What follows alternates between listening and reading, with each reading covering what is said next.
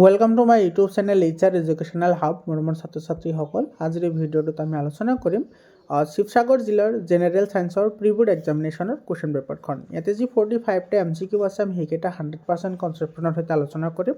লগতে আমি লং কুৱেশ্যন কেইটাও চাম যে কেনেকুৱা ধৰণৰ লং কুৱেশ্যন আহিছে।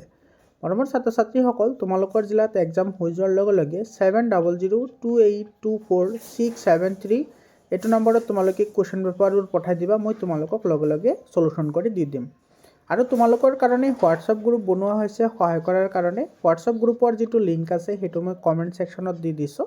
তোমালোকে হোৱাটছআপ গ্ৰুপত জইন হ'বা আৰু তোমালোকে তাতে সকলোখিনি ইনফৰ্মেটিভ ভিডিঅ'বোৰ পাই থাকিবা। মৰমৰ ছাত্ৰ ছাত্ৰীসকল, অসমৰ যেতিয়াই যিটো জিলাত এক্সাম হৈ আছে লগে লগে মই গোটেইখিনি সলিউশ্যন কৰি দি আছোঁ। গতিকে চেনেলটো ছাবস্ক্ৰাইব কৰি হোৱাটছআপ গ্ৰুপত জইন হ'বলৈ নাপাহৰিবা। এটা চোৱা, প্ৰথম প্ৰশ্নটোত আমাৰ কি কৈছে, এইটো দিছে মেংগানিজ অক্সাইড আৰু হাইড্ৰক্লৰিক এচিডৰ মাজত বিক্ৰিয়া ঘটি মেংগানিজ ক্লৰাইড আৰু ৱাটাৰ লগতে ক্লৰিন গেছ উৎপন্ন কৰিছে। এতিয়া এইটো তুমি সন্তুলন কৰিব লাগে। এতিয়া সন্তুলন মানে তোমাৰ লেফ্ট হেণ্ড ছাইড আৰু ৰাইট হেণ্ড ছাইড ইকুৱেল কৰিব লাগে। চব ইয়াতে অক্সিজেন আছে দুটা, ইয়াতে অক্সিজেন আছে এটা, হয়নে নাই? গতিকে ইয়াতে আমি 2 দিব লাগিব। তো অক্সিজেন বৰাবৰ হৈ গ'ল, তো 2 দিয়াৰ লগে লগে ইয়াতে চোৱা হাইড্ৰজেন কেইটা হৈ গ'ল 4টা।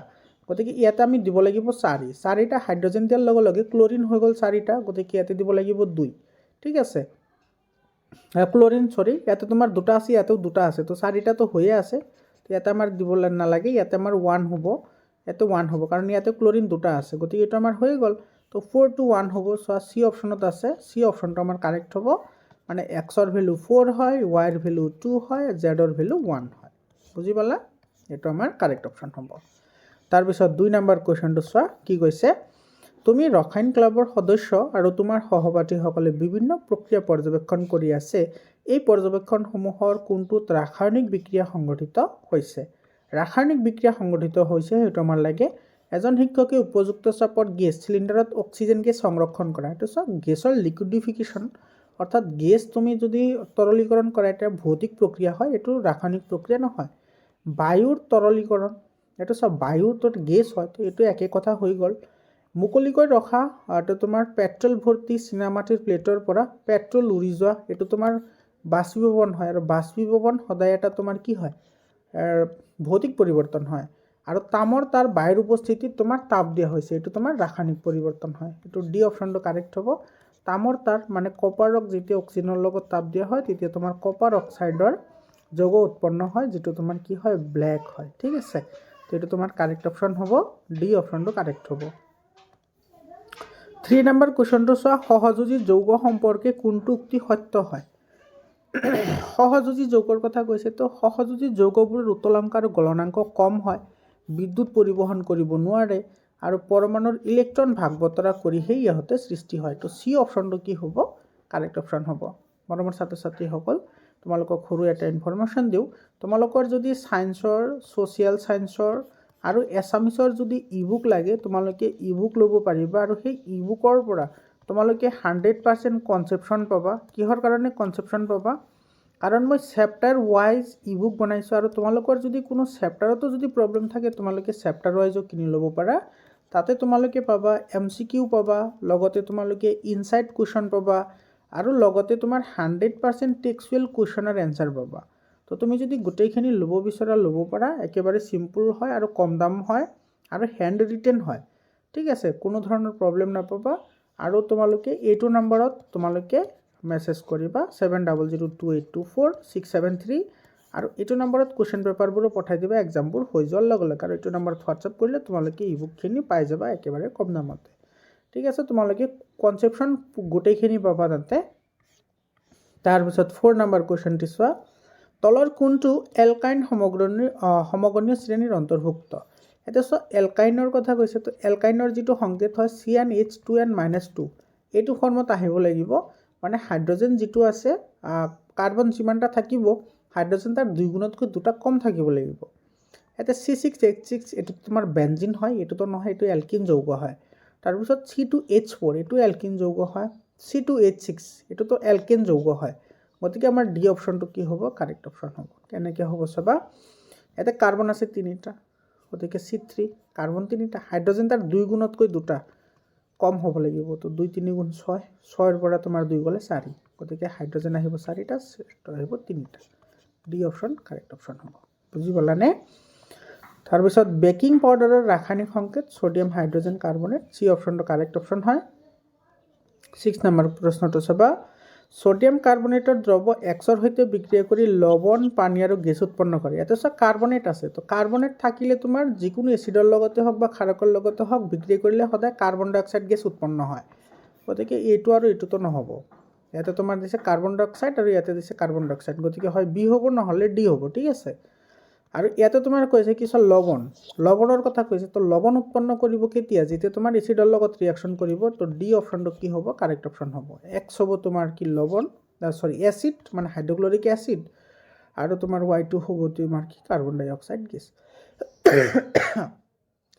সৰি বাৰু মানে কমন কোল্ড হৈ আছে কাৰণে অলপমান প্ৰব্লেম পাই আছো যেই নহওক তোমালোকৰ কাৰণেতো এইখিনি কষ্ট কৰিবই পাৰি তলৰ কোনটো অধাতু খাদ্য সংৰক্ষণ কৰিবলৈ ব্যৱহাৰ কৰা হয় খাদ্য সংৰক্ষণৰ কথা কৈছে তো নাইট্ৰজেনটো তোমাৰ প্ৰতিজাৰক পদাৰ্থ হিচাপে ব্যৱহাৰ কৰা হয় তলৰ কোনটো ডবাৰেনাৰৰ ট্ৰায়াড হৈছে ডবাৰেনাৰৰ ট্ৰায়াড আছিল তিনিটা হয়নে ডবাৰেনাৰৰ ট্ৰায়াড তিনিটা মনত ৰাখিবা এটা হৈছে লিনাক মই লিনাক হিচাপে মনত ৰাখিছোঁ লিথিয়াম সোডিয়াম পটাছিয়াম এটা হৈছে তোমাৰ কাছৰবাৰী এইটো কাছৰবাৰী মানে কেলছিয়াম ষ্ট্ৰনচিয়াম বেৰিয়াম আৰু এটা হৈছে কলেবৰী মানে ক্লৰিন ব্ৰমিন আৰু আয়ডিন এই তিনিটা মনত ৰাখিবা লিনাক কাছৰবাৰী কলেবৰী এনেকৈ মনত ৰাখা ইজি হয় একেবাৰে এইটো চোৱা চি নম্বৰত আছে এইটো কাৰেক্ট হ'ব তাৰপিছত তোমাৰ 9 নম্বৰ কুৱেশ্যনটোত কৈছে পেকী কোষত সংঘটিত হোৱা বিক্ৰিয়াই এক চিনাক্তকৰণ কৰে এতিয়া চব পেকী কোষত কৈছে তো পেকী কোষত লেক্টিক এচিড ফৰ্মেশ্যন হয় যাৰ কাৰণে হীৰামুৰি ধৰে এই কথাটো মনত ৰাখিবা তাৰপিছত তোমাৰ 10 নম্বৰটো চোৱা আৱৰ্জনা আৰু অতিৰিক্ত পানী ফিল্টাৰ কৰাৰ বাবে মানুহৰ কোনটো অংশ দায়বদ্ধ কিডনি দায়বদ্ধ হয় এইটো কাৰেক্ট হ'ব 11 নম্বৰ কুৱেশ্যনটো চাবা এইটো কিন্তু ইণ্টেলেকচুৱেল কুৱেশ্যন হয় চাবা ইয়াতে কি কৈছে এক্স নামৰ এটা মৌলই অক্সাইড গঠন কৰে যে পানীত দ্ৰৱীভূত হৈ এটা দ্ৰৱ গঠন কৰে যে ৰঙা লিটমাছ নীলা কৰে এটা চোৱা ৰঙা লিটমাছ নীলা কৰিছে মানে সেইটো তোমাৰ কি প্ৰকৃতিৰ হয় ক্ষাৰকীয় এইটো কি প্ৰকৃতিৰ হয় ক্ষাৰকীয় কাৰণ ক্ষাৰকীয় কি কৰিব পাৰে ৰঙা লিটমাছ নীলা কৰিব পাৰে এতিয়া ক্ষাৰকীয় হ'লে তোমাৰ কি হ'ব ধাতৱ অক্সাইড হ'ব কি অক্সাইড হ'ব ধাতৱ অক্সাইড তোমালোকে জানা যে ধাতৱ অক্সাইডৰ প্ৰকৃতি ক্ষাৰকীয় হয় আৰু অধাতৱীয় অক্সাইডৰ প্ৰকৃতি আম্লিক হয় এতিয়া ধাতৱ অক্সাইড হ'লে তোমাৰ ইয়াতে কি থাকিব লাগিব ধাতু আৰু ধাতুবোৰ পৰ্যাবৃত্ত তালিকাৰ কোনফালে থাকে একেবাৰে বাওঁফালে থাকে একেবাৰে বাওঁফালে চাবা ইয়াতে এক্স মৌলটো আধুনিক পৰ্যাবৃত্তৰ কোনফালে থাকিব একেবাৰে বাওঁফালে থাকিব এইটো তোমাৰ ডি অপশ্যনটো কাৰেক্ট অপশ্যন হ'ব একেবাৰে চিম্পল কনচেপশ্যন হয় তোমালোকে কেৱল অলপ ভালদৰে পঢ়িব লাগে প্ৰশ্ন পঢ়িলে এনচাৰ আহি যায় 12 নম্বৰত চোৱা সমবয়সৰ দুজন ল'ৰা এজন ৰাম যাৰ দেহৰ আকাৰ দুৰ্জয় ওখ কিন্তু আনজন পৰিমলৰ আকাৰ বাওনা এই পাৰদক্ষ কোনবিধ হৰমনৰ দ্বাৰা নিৰ্ধাৰিত হয় এইটো এইটো আমাৰ পিটুইটাৰী গ্ৰন্থিয়ে যিটো তোমাৰ বৃদ্ধি হৰমন নিঃসৰণ কৰে সেইটোৰ কাৰণে এনেকুৱা হৈছে মনত ৰাখিবা ইয়াতে যিটো বাওনা বেমাৰ আছে এইটো কোনটো হৰমনৰ অভাৱত হয় এইটো কিন্তু পৰীক্ষাত আহে আৰু দুৰ্জয় ওখ কিয় হয় এইটো পৰীক্ষাত আহে ছেপাৰেটকৈ আহে তোমালোকৰ ইয়াতে একবাৰতে সুধি দিছে তো এইটো তোমাৰ দেৱ বৰ্ধনকাৰী হৰমন আৰু এইটো কোনটো গ্ৰন্থি নিঃসৰণ কৰে সেইটো মনত ৰাখিবা এইটো পিটুইটাৰী গ্ৰন্থি নিঃসৰণ কৰে থাইৰক্সিনটো থাইৰয়ড গ্ৰন্থিয়ে নিঃসৰণ কৰে টেষ্টষ্টেৰনটো অণ্ডকোষে আৰু এষ্ট্ৰজেনটো ডিম্বাকোষে নিঃসৰণ কৰে মনত ৰাখিবা 30 নম্বৰ কুৱেশ্যনটো চোৱা বিশুদ্ধ টিটি আৰু বিশুদ্ধ চাপৰ স্মল টিটি মাহৰ গছৰ মাজত সংকৰণ ঘটালে F2 জোনত বিশুদ্ধ ওখ আৰু চাপৰ গছৰ মাজৰ অনুপাত এইটো 3:1 হয় মেণ্ডেলৰ এক সংকৰণ পৰীক্ষাৰ অনুপাত সুধিছে অযৌন প্ৰজননত মুকুলোদ্গম ক'ত সংঘটিত হয় হাইড্ৰা এইটো ডি অপশ্যন কাৰেক্ট হ'ব তলৰ কোনটো ব্ৰকলিৰ বিৱৰ্তনৰ পূৰ্ব অৱস্থা এইটো তোমাৰ ৱাইল্ড কেবেজ হয় বনৰীয়া বন্ধাকবি 16 নম্বৰ চোৱা এটা মানৱ দেহৰ কোষৰ ক্ৰমজমৰ সংখ্যা 46 হয় মানুহৰ জনন কোষত থকা ক্ৰমজমৰ সংখ্যা 23 জোৰ এইটো তোমাৰ এই নম্বৰ অপশ্যনটো কাৰেক্ট হ'ব অৱতল দাপোনেখনি গঠন কৰা প্ৰতিবিম্ব অখত থিয় হ'লে লক্ষ্যবস্তুৰ স্থান এটা চোৱা অৱতল দাপোনে তোমাৰ এটা ক্ষেত্ৰতে তোমাৰ অখত প্ৰতিবিম্ব গঠন কৰে যেতিয়া সেইটো মিৰু আৰু মুখ্য ফ'কাছৰ মাজত ৰখা হয় এইটো এই নম্বৰ অপশ্যনটো কাৰেক্ট অপশ্যন হ'ব তাৰপিছত 80 নম্বৰটো চোৱা চকুৰ কি অংশৰ বাবে চকুৰ লেন্সৰ ফ'কাছ দৈৰ্ঘ্যৰ পৰিৱৰ্তন হয় চিলিয়াৰী মাচুল হয় এইটো তোমাৰ কাৰেক্ট হ'ব 90 নম্বৰ কুৱেশ্যনটো চোৱা, তোমাৰ আৰ দুধ বিশিষ্ট এণ্ডাল অনুৰূপ তাঁৰ দিয়া হৈছে, সিহঁতৰ সমান্তৰালকৈ সংযোগ কৰাত সমান্তৰাল ৰোধ হৈছে সমতুল্য ৰোধ হৈছে এক্স। যেতিয়া ইহঁতক শ্ৰেণীবদ্ধভাৱে সংযোগ কৰা হ'ব তেতিয়া ইহঁতৰ সমতুল্য ৰোধ কি হ'ব? শ্ৰেণীবদ্ধভাৱে যদি তোমাৰ সংযোগ কৰা হয় তেতিয়াহ'লে ইয়াতে চাবা, ইয়াতে তোমাৰ ৰোধ দিয়া আছে আৰ। তো শ্ৰেণীবদ্ধত হ'লে তোমাৰ গোটেইকেইটা প্লাছ হৈ যাব, এনেকৈ প্লাছ হৈ যাওঁতে তোমাৰ কিমানলৈ যাব? এনলৈ যাব। ঠিক আছে, এনলৈকে যাব। আৰু তোমাৰ ইয়াতে কৈছে যে সমান্তৰালকৈ সংযোগ কৰিলে ইয়াতে তোমাৰ যিটো সমতুল্য ৰোধ সেইটো তোমাৰ কিমান আছে? এক্স আছে। সেইটো কিমান আছে? এক্স। গতিকে ইহঁতক শ্ৰেণীবদ্ধভাৱে যদি আমি সংযোগ কৰোঁ তেতিয়াহ'লে আৰ গৈ এনেকৈ গৈ তোমাৰ কিমানলৈ যাব? এক্সলৈ যাব। গতিকে এইটো এন ইনটু এক্স হ'ব। এইটোৰ শুদ্ধ উত্তৰ ডি অপশ্যনটো কি হ'ব? কাৰেক্ট অপশ্যন হ'ব। বুজি পালানে? তাৰপিছৰ কুৱেশ্যনটো চাবা, এইটো প্ৰবাহযুক্ত দীঘল সলিনয়েড এটাৰ ভিতৰৰ চুম্বক ক্ষেত্ৰত সকলো বিন্দু তাকে থাকে। চি অপশ্যনটো কাৰেক্ট অপশ্যন হ'ব। তাৰপিছৰ কুৱেশ্যনটো চাবা, যদি প্ৰবাহৰ মান দুগুণ কৰা হয় উৎপন্ন হোৱা তাপৰ পৰিমাণ কি হ'ব? এইটো একেবাৰে চিম্পল কুৱেশ্যন হয়, যিটো আমাৰ জুলৰ সূত্ৰ আছে H equal to I square R T হয়। H equal to I square R T. ইয়াতে তোমাৰ কৈছে প্ৰবাহৰ মান দুগুণ কৰা। তো এইচ ইকুৱেল টু প্ৰবাহৰ মান প্ৰথমতকৈ দুগুণ কৰা, মানে 2i হ'ব স্কুৱেৰ আৰ টি। গতিকে 2 টু যা 4 আই স্কুৱেৰ আৰ টি। এইটো চা কেইগুণ হ'ল? প্ৰথমতকৈ 4 গুণ হ'ল। 4 গুণ হ'ব প্ৰাৰম্ভিক অৱস্থাৰ 4 গুণ। এইটো চি অপশ্যনটো কি হ'ব? কাৰেক্ট অপশ্যন হ'ব। তাৰপিছত চাবা, এটা সাগৰৰ পাৰৰ এখন চহৰত থকা এটা বায়ুকলে বতাহ জোৰেৰে বলোতে বিদ্যুৎ উৎপন্ন কৰে। বায়ুকলৰ পৰা এই শক্তিৰ ৰূপটো হৈছে, এইটো বায়ুৰ পৰা বৈদ্যুতিক শক্তিৰ ৰূপান্তৰ কৰে। এইটো বি অপশ্যনটো কাৰেক্ট অপশ্যন হ'ব। তাৰপিছৰ প্ৰশ্নটো চোৱা, ইয়াতে 23 নম্বৰত কি কৈছে? তলৰ কোনটো এক্সক প্ৰতিনিধিত্ব কৰে? নাইট্ৰজেনৰ অক্সাইড ডাৱৰৰ পানীত দ্ৰৱীভূত হৈ নাইট্ৰিক এচিড উৎপন্ন কৰে, যিয়ে এচিড বৰষুণৰ সৃষ্টি কৰে। চি অপশ্যনটো কাৰেক্ট অপশ্যন হয়। 24 নম্বৰ চোৱা, পৰিৱেশ ৰক্ষাৰ বাবে ব্যৱহাৰ কৰা তিনিবিধ ৰিডিউচ, ৰিচাইকেল আৰু ৰিউজ। বি অপশ্যনটো কাৰেক্ট হ'ব।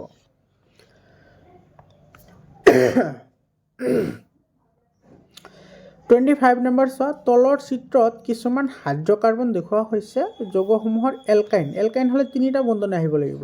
তিনিটা আছে, ইয়াতে তিনিটা আছে। গতিকে 1 নম্বৰ আৰু 4 নম্বৰ, এইটো তোমাৰ এ নম্বৰ অপশ্যনটো কাৰেক্ট হয়। চিম্পল প্ৰশ্ন হয় একেবাৰে। তাৰপিছত চোৱা, তলৰ কোনকেইটা উক্তি সত্য হয়? এলুমিনিয়াম অক্সাইড উভধৰ্মী অক্সাইড হাইড্ৰক্লৰিক এচিডৰ লগত বিক্ৰিয়া কৰে। কাৰেক্ট হয়। জিংকে কপাৰ অক্সাইডৰ পৰা কপাৰক অপসাৰিত কৰিব পাৰে। কাৰেক্ট হয়। ধাতু এটা শোধন কৰোঁতে বিশুদ্ধ ধাতু এনড হিচাপে ব্যৱহাৰ কৰা হয়। এইটো ভুল হয়, কাৰণ বিশুদ্ধ ধাতু সদায় কেথড হিচাপে ব্যৱহাৰ কৰা হয়, এনড হিচাপে ব্যৱহাৰ কৰা নহয়। গতিকে এইটো ভুল হ'ব। তো 1 and 2 কাৰেক্ট হ'ব। 1 and 2 কাৰেক্ট হ'লে তোমাৰ এইটো এ নম্বৰ অপশ্যনটো কাৰেক্ট অপশ্যন হ'ব। তাৰপিছত 27 নম্বৰ চোৱা, আধুনিক পৰ্যায়বৃত্ত তালিকাত এটা পৰ্যায়ত বাওঁফালৰ পৰা সোঁফাললৈ গ'লে কোনবোৰ সাধাৰণতে বৃদ্ধি পায়? এইটো চোৱা, বাওঁফালৰ পৰা সোঁফালে কৈছে পৰ্যায়ৰ কথা। তো কাৰ্যকৰী নিউক্লিয় আধান বৃদ্ধি পাব, লগতে অধাতৱীয় ধৰ্মটো বৃদ্ধি পাব। গতিকে 3 নম্বৰ আৰু 4 নম্বৰ কাৰেক্ট হ'ব। ডি অপশ্যনটো কাৰেক্ট অপশ্যন হ'ব। পাৰমাণৱিক ব্যাসাৰ্ধ তোমাৰ কমিব আৰু ধাতৱীয় ধৰ্ম কমিব, কিন্তু ইয়াতে কৈছে বৃদ্ধি পায়। তো তোমাৰ কাৰ্যকৰী আধান বৃদ্ধি পায়, লগতে অধাতৱীয় ধৰ্মটো বৃদ্ধি পায়। গতিকে 3 আৰু 4 কাৰেক্ট হ'ব। এটা বৈদ্যুতিক মটৰত কি ব্যৱহাৰ কৰা হয়? স্থায়ী চুম্বক, ঘূৰ্ণীয়মান কুণ্ডলী, পূৰ্ণাংগঠিত ব্যৱহাৰ কৰা নহয়, স্প্লিট ৰিং ব্যৱহাৰ কৰা হয়। গতিকে 1, 2, 4 কাৰেক্ট হ'ব। ডি অপশ্যনটো কাৰেক্ট হ'ব। তাৰপিছত 29 নম্বৰ চাবা, পোহৰৰ বিক্ষেপণৰ বাবে আকাশৰ ৰং নীলা হয় আৰু টিণ্ডেল পৰিঘটনা হয়।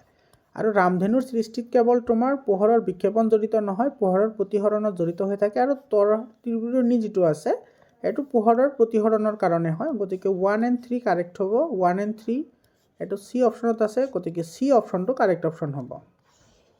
তাৰপিছত চাবা, 30 নম্বৰ কুৱেশ্যনটো, ভিনেগাৰ হৈছে ৰন্ধা বঢ়া আৰু চাফ চিকুণ কৰাত ব্যৱহাৰ কৰা এটা সাধাৰণ ঘৰুৱা পদাৰ্থ। ইয়াৰ প্ৰধান উপাদান হ'ল এচিটিক এচিড, যিয়ে ইয়াক টেঙা সোৱাদ দিয়ে। এতিয়া সুধিছে যে তলৰ কোনটো এচিডিক এচিডৰ প্ৰকাৰ? এচিডিক এচিড COOH আহিছে। COOH কাৰ্যকৰী মূলক কাৰ হয়? কাৰ্বক্সিলিক গ্ৰুপ হয়। চি অপশ্যনটো কাৰেক্ট অপশ্যন হ'ব। একেবাৰে চিম্পল হয়। তোমালোকে কিন্তু কাৰ্যকৰী মূলক কিন্তু ভালদৰে চাব লাগিব। কাৰ্যকৰী মূলকৰ ওপৰত কিন্তু পৰীক্ষাত প্ৰশ্ন আহিবই। মেট্ৰিকতো প্ৰশ্ন আহে, প্ৰত্যেক বছৰে প্ৰশ্ন আহে। 31 নম্বৰত কৈছে এমনিয়াম ক্লৰাইডক পানীত যোগ কৰিলে দ্ৰৱটোৰ উষ্ণতা হ্ৰাস পায়, কমে উষ্ণতা। ইয়াত কি ধৰণৰ বিক্ৰিয়া সংঘটিত হৈছে? উষ্ণতা কম হ'লে যদি উষ্ণতা বৃদ্ধি পায় তাপবৰ্জী হয়, উষ্ণতা কম হ'লে তাপগ্ৰাহী হয়। বি অপশ্যনটো কাৰেক্ট অপশ্যন হয়। 32 নম্বৰ চোৱা, pH-ৰ মান দি আছে ইয়াতে আমাৰ, এনেকৈ pH-ৰ মান দি আছে চোৱা গোটেইকেইটা। তো উত্তৰ দিবলৈ দিছে তীব্ৰ এচিড হ'লে pH-ৰ মান আটাইতকৈ কম হ'লে এচিড হয়, তো এ হ'ব। আৰু তীব্ৰ ক্ষাৰক হ'লে pH-ৰ মান আটাইতকৈ বেছি হ'ব, তো জি হ'ব। এ আৰু জি, এইটো বি অপশ্যনটো কি হ'ব? কাৰেক্ট অপশ্যন হ'ব। একদম চিম্পল প্ৰশ্ন হয়। তলৰ তালিকাখন মৌলৰ পাৰমাণৱিক সংখ্যা আৰু পৰমাণুৰ কক্ষ দেখুওৱা হৈছে। চোৱা, কক্ষৰ সহায়ত আমি কি নিৰ্ণয় কৰিব পাৰোঁ? বৰ্গ নিৰ্ণয় কৰিব পাৰোঁ কক্ষৰ সহায়ত। যদি কক্ষ ছেম হয় তেতিয়াহ'লে কক্ষৰ যদি ছেম হয় তেতিয়াহ'লে আমি পৰ্যায় নিৰ্ণয় কৰিব পাৰোঁ। কি নিৰ্ণয় কৰিব পাৰোঁ? পৰ্যায়। ঠিক আছে। আৰু যদি যোজ্যতা একে হয় তেতিয়াহ'লে আমি বৰ্গ নিৰ্ণয় কৰিব পাৰোঁ। চোৱা, পাৰমাণৱিক সংখ্যা 11 হৈছে ছ'ডিয়ামৰ, ঠিক আছে। আৰু তোমাৰ পাৰমাণৱিক সংখ্যা 12 হৈছে মেগনেছিয়ামৰ, আৰু এইটো হৈছে তোমাৰ পটাছিয়ামৰ 19 হয়। তো বুজি পালা এতিয়া মৌলকেইটা কি কি আছে? ছ'ডিয়াম আছে, এইটো মেগনেছিয়াম আছে, আৰু কি আছে? পটাছিয়াম আছে। এই তিনিটা মৌল আছে। এতিয়া তোমাৰ ইয়াতে কৈছে কোনটো শুদ্ধ হয় সেইটো আমাৰ লাগে। এতিয়া লক্ষ্য কৰা, ছ'ডিয়ামৰ যদি তুমি লিখা এইটো 281 হয়, এইটো হ'ব 282, আৰু এইটো হ'ব তোমাৰ 28, 10 8 18 1। এইটোৰ যোজ্যতা আৰু এইটোৰ যোজ্যতা ছেম হয়, গতিকে এইটো আৰু এইটো এটা বৰ্গতে থাকিব। এইটো হৈছে তোমাৰ কি? পি, আৰু এইটো হৈছে আৰ। পি আৰ এটা বৰ্গতে থাকিব, আৰু তোমাৰ যিটো কিউ আছে সেইটো বেলেগ বৰ্গত যাব। এতিয়া চোৱা, সমস্থানিকটো নহয় ইয়াতে। সমস্থানিক কেনেকৈ আহিব? এটা তোমাৰ পি আৰু আৰ এটা বৰ্গতে থাকিব। এইটো তোমাৰ বি অপশ্যনটো কি হ'ব? কাৰেক্ট অপশ্যন হ'ব। তাৰপিছত কুৱেশ্যনটো চাবা, ইয়াতে তোমাৰ কি কৈছে?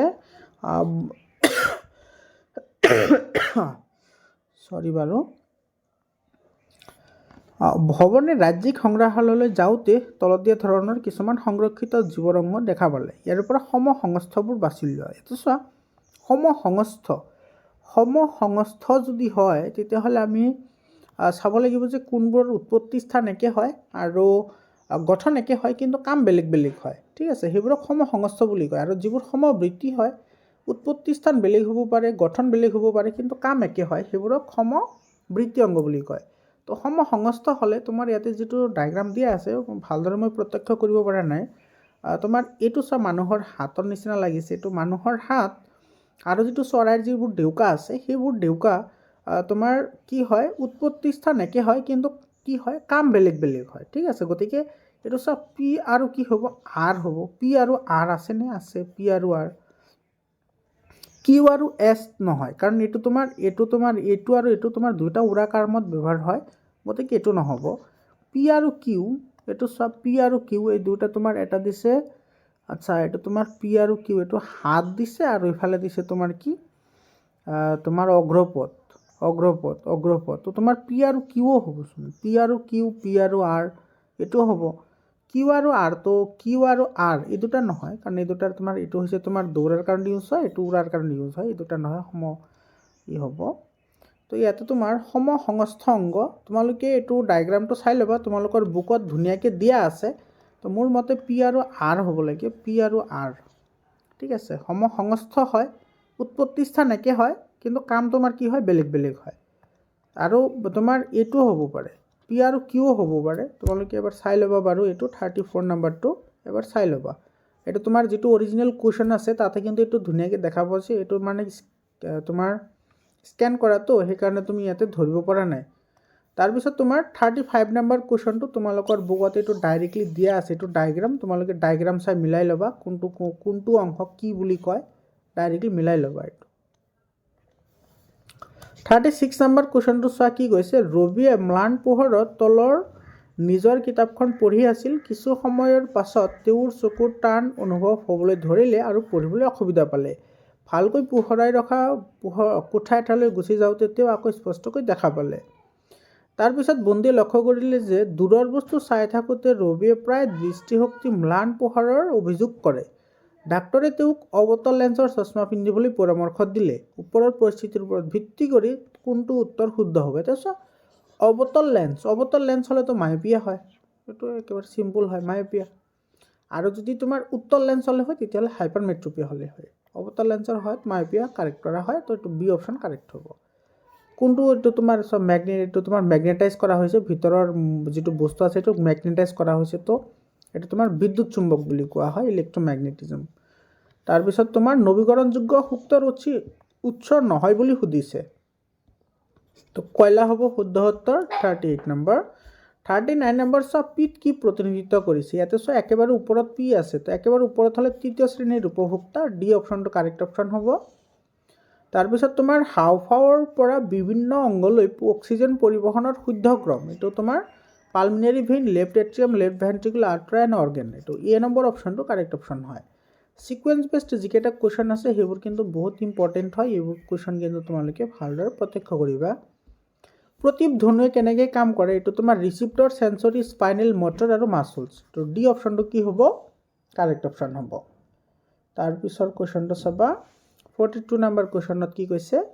এইটো তোমাৰ এজন ছাত্ৰই R1, R2 আৰু R3 ৰোধ বিশিষ্ট তিনিডাল নিক্ৰমণৰ তাৰ বাবে পৰীক্ষা চেক কৰাত তলত দিয়া ধৰণে BI গ্ৰাফ লাভ কৰিছে, তথ্যখিনিৰ ওপৰত কোনটো উক্তি শুদ্ধ হয়? এতিয়া চোৱা R1ৰ ৰোধ ইয়াতে কম আছে, কিহৰ কাৰণে? কাৰণ এইটো প্ৰভাৱ বেছি গৈছে, তো তোমালোকে জানা যে ভি প্ৰপৰ্চনেলটো কি হয়? আই হয়, হয়নে?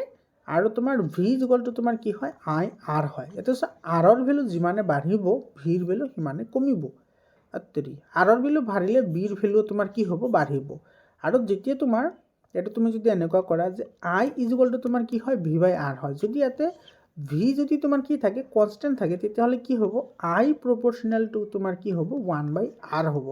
এটা লক্ষ্য কৰিবা, মানে তোমাৰ প্ৰভা যিটো আছে সেই প্ৰভাটো তোমাৰ ৰোধৰ ব্যস্তানুপাতিক হয়, মানে ৰোধ বাঢ়িলে প্ৰবাহ কি হ'ব? কমিব। আকৌ যদি ৰোধ যদি কমে তেতিয়াহ'লে প্ৰবাহৰ মান বাঢ়িব। বুজি পাইছানে? তো ইয়াতে তোমাৰ চোৱা ৰোধৰ পৰিমাণ, ইয়াতে চোৱা তোমাৰ এইটো এইফালে তোমাৰ হৈছে আই, ইফালে কি তোমাৰ আই হয়, গতিকে এইটো প্ৰভাৱ বেছি গৈছে, তাৰমানে আৰৰ যিটো তোমাৰ ৰোধ আছে সেই ৰোধটো তোমাৰ কি আছে? কম আছে। ঠিক আছে, আৰৰ ৰোধটো তোমাৰ কি আছে? R1ৰ ৰোধ কম। তাৰপিছত আহিব কোনটো? R2, তাৰপিছত আহিব কোন? R3। R3ৰ ৰোধ একেবাৰেই বেছি আছে, সেইকাৰণে তোমাৰ ভল্টেজ বাঢ়িছে কিন্তু প্ৰবাহ বাঢ়া নাই। এইটো চব প্ৰবাহ যিমানে বাঢ়িব এইটো তোমাৰ এই যিটো প্ৰবাহৰ যিটো আছে ৰেখা আছে সেইটো ওচৰৰ ফালে আহিব, কিন্তু এইটো ইফালে আহিছে, মানে ভল্টেজৰ ফালে আহিছে, হয়নে নাই? গতিকে তোমাৰ আটাইতকৈ বেছি তোমাৰ যিটো ৰোধ হ'ব সেইটো তোমাৰ R3ত হ'ব। এইটো চব চি অপশ্যনত আছে, R3, R2, R1, এইটো তোমাৰ চি অপশ্যনটো কাৰেক্ট অপশ্যন হ'ব। তাৰপিছত কুৱেশ্যনটো চাবা, এইটো এছাৰশ্যন ৰিজনিঙৰ কুৱেশ্যন দিছে ইয়াতে, এছাৰশ্যন ৰিজনিঙৰ 43 নম্বৰ কুৱেশ্যনটোত কি কৈছে? উত্তল দাপোনে গাড়ীৰ পিছফালে চোৱা দাপোন হিচাপে ব্যৱহাৰ কৰা হয়, কাৰেক্ট হয়। উত্তল দাপোনে সৰু প্ৰতিবিম্ব গঠন কৰে আৰু দৃষ্টিক্ষেত্ৰ বহল হয়, এইটো কাৰেক্ট হয়। আৰু সেইকাৰণে ইউজ কৰা হয়, হয়নে? যাতে পিছৰ সকলো বস্তু চাব পাৰি। গতিকে এছাৰশ্যন আৰু ৰিজন দুয়োটা শুদ্ধ হ'ব, লগতে ৰিজনটো এছাৰশ্যনৰ শুদ্ধ ব্যাখ্যাও হ'ব। এই নম্বৰ অপশ্যনটো ইয়াৰ কি হ'ব? কাৰেক্ট অপশ্যন হ'ব। 44 নম্বৰ চাবা, বিদ্যুৎ পৰিবাহী চলেনেট দণ্ড চুম্বকৰ দৰে কি কৰে? আচৰণ কৰে, কাৰেক্ট হয়। আৰু বিদ্যুৎ বহনকাৰী চলেনেটৰ ভিতৰত থকা চুম্বক ক্ষেত্ৰখন অবিহাৰী, এইটো মিছা হয়। এইটো চব বিহেভ লাইকছ এ বাৰ মেগনেট, এইটো কাৰেক্ট হয়, কিন্তু এইটো কনভাৰ্জেণ্ট বুলি কৈছে, কনভাৰ্জেণ্ট নহয়, এইটো তোমাৰ কি হয়? সুষম হয়। ঠিক আছে, কনভাৰ্জেণ্ট নহয়, কনভাৰ্জেণ্টো নহয়, ডাইভাৰ্জেণ্টো নহয়, সদায় সুষম, মানে তোমাৰ সেইটোক আমি কি বুলি ক'ব পাৰি? ইউনিফৰ্ম, এইটো তোমাৰ ইউনিফৰ্ম হয়, কনভাৰ্জেণ্টো নহয়, ডাইভাৰ্জেণ্টো নহয়। গতিকে এছাৰশ্যন ট্ৰু হয়, ৰিজনটো তোমাৰ কি হ'ব? ফলছ হ'ব। তো এইটো চি অপশ্যনটো কি হ'ব? কাৰেক্ট অপশ্যন হ'ব। 45 নম্বৰ চাবা, চৰি বাৰু, কমন কোল্ড হৈ আছে কাৰণে এনেকুৱা হৈ আছে, যি নহওক। কাৰ্বন হ'ল অসংখ্য যৌগ গঠন কৰিব পৰা একমাত্ৰ মৌল, কিয়? কাৰণ কাৰ্বনৰ চতুৰ্থ সহযোজ্যতা আৰু কেটিনজন ধৰ্ম আছে। গতিকে এছাৰশ্যন আৰু ৰিজন, ইয়াতে চোৱা ৰিজনত সেই কথাটোৱেই কৈছে, তো এছাৰশ্যন আৰু ৰিজন দুয়োটা শুদ্ধ হয়, লগতে ৰিজনটো এছাৰশ্যনৰ শুদ্ধ ব্যাখ্যাও হয়। তো এই নম্বৰ অপশ্যনটো কি হ'ব? কাৰেক্ট অপশ্যন হ'ব। মৰমৰ ছাত্ৰ ছাত্ৰীসকল, এইখিনি আছিল 45টা MCQ।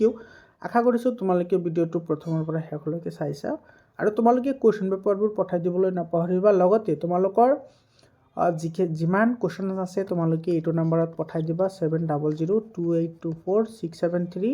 মই তোমালোকক লগে লগে চলিউশ্যন কৰি দি দিম, আৰু অসমৰ সকলো জিলাৰে কুৱেশ্যন পেপাৰৰ চলিউশ্যন 100% কনচেপ্টখনৰ সৈতে মোৰ চেনেলতে পাবা। আৰু তোমালোকৰ যদি ছায়েন্স, তাৰপিছত ছ'চিয়েল ছায়েন্স আৰু এছামিছৰ যদি ইবুক লাগে তোমালোকে এইটো নম্বৰত কণ্টেক্ট কৰিবা বা হোৱাটছএপ কৰিবা, তোমালোকে পাই যাবা। আৰু তোমালোকৰ মেট্ৰিক পৰীক্ষা ভাল ৰিজাল্ট এটা কৰাৰ কাৰণে তোমালোকে প্ৰি বোৰ্ড এক্সামিনেশ্যনৰ কুৱেশ্যন পেপাৰবোৰ সলিউশ্যন কৰা খুবেই গুৰুত্বপূৰ্ণ হয়। গতিকে তোমালোকে এইখিনি ভালদৰে প্ৰেক্টিছ কৰিবা, তোমালোকে এইখিনি ভালদৰে স্ক্ৰীনশ্বট মাৰি ৰাখা।